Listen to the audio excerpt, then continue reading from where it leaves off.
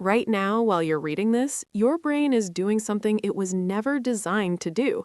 It's repurposing ancient circuits in real time, borrowing systems that evolved for completely different purposes. Reading feels automatic, but it's actually an evolutionary accident. Your brain had to invent this skill from scratch using borrowed parts. Neuroscientists call it neuroplasticity's greatest improvisation. It's a half-second miracle happening beneath your awareness. In this video, I'll show you how your brain hacks itself to read, how this rewiring changes your actual brain structure, and why the modern world is systematically dismantling this ability. And trust me, this matters more than ever in 2026. But first, if you find this valuable, hit that like button and subscribe so you don't miss what's coming next. But once you realize how unnatural reading really is, you start to wonder what's actually happening there. Here's the thing. Spoken language evolved over hundreds of thousands of years. Reading? Only about 5,000 years old. That's not enough time for evolution to build a dedicated reading center, so your brain improvised. There's a small patch of tissue in your left visual cortex. In non-readers, it recognizes faces and objects. In readers, it gets completely repurposed. It becomes a pattern recognition expert for written words. Neuroscientists call it the visual word form area. Once it spots a familiar cluster of letters, your brain hands it off like a relay race, from visual areas to sound mapping regions to language networks in your temporal and frontal lobes. The entire chain, from shapes on a page to meaning in your mind, happens in less than half a second. It feels effortless because your brain spent years rewiring itself.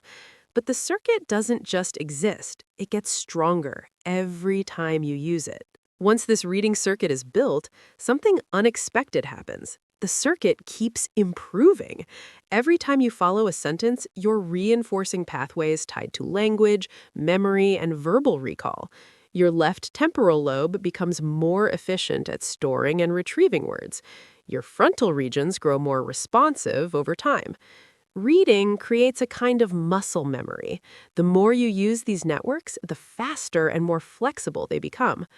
One of the clearest effects researchers observe is increased connectivity, the ability of different brain regions to communicate with each other.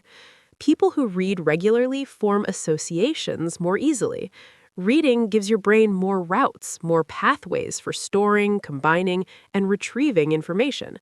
This is part of why lifelong readers often show better cognitive resilience later on.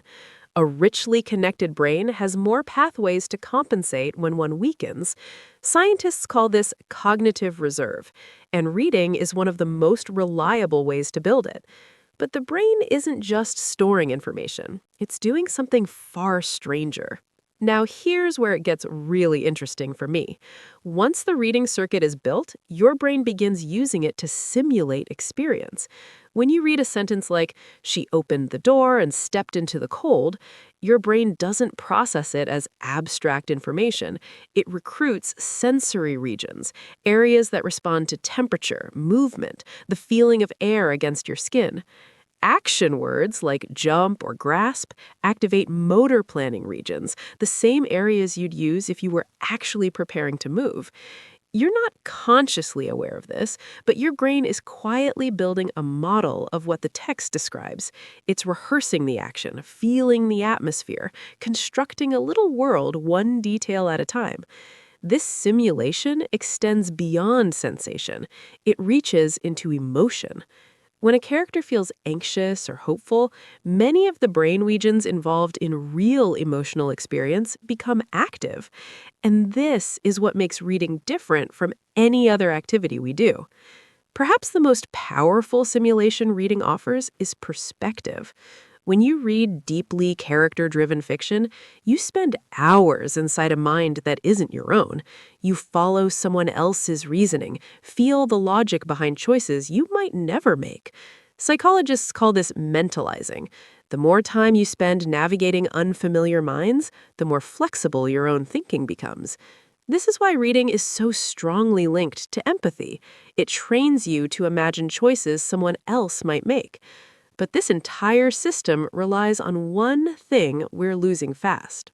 And yet, all of this depends on something incredibly fragile: your attention.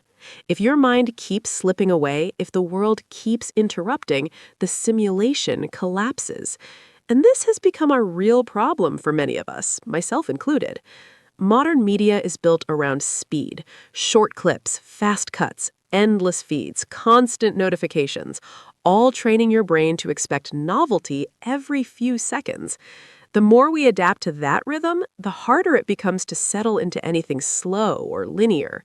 Neuroscientists call this attention switching, and it comes at a cost.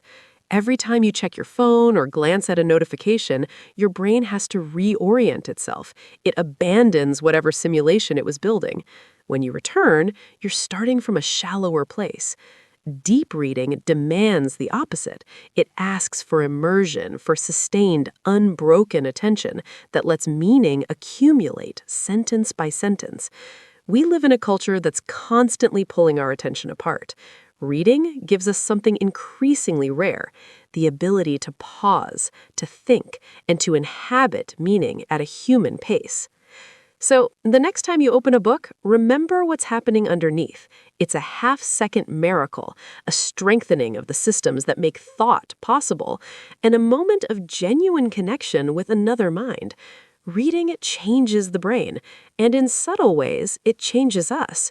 You're not just reading, you're performing an act of resistance. If this shifts how you see reading, share it with someone who needs to hear it, and subscribe because we're just getting started.